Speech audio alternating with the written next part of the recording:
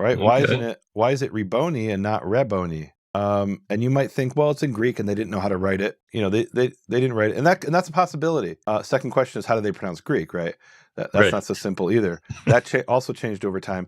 But if you go to the Jews of, I believe it's Libya, who who all live in Israel today, but people did this before they were. Most Jews in the Islamic world were expelled from the Islamic world in between 1947 and like 1956, 1970. So that community doesn't exist anymore. But when they did exist, and their descendants today in Israel, when they say rabbi, they don't say Rebbe, they say Rebi. And you say, wait, Rebi, that just sounds very much like Riboni, right? And Riboni would be probably something like our rabbi. So you have that E, and then now how do they pronounce it in the Hebrew of the Bible?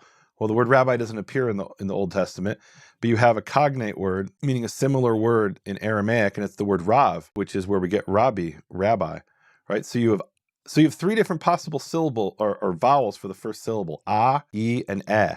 And all three of those can be seen in Jewish communities around the world that survived into modern times, and they apparently are preserving things from that we also see in ancient sources. So we have these two different kinds of information. We have what was written down by these scribes, and then we have what has been preserved by Jewish communities, and they seem to match pretty well.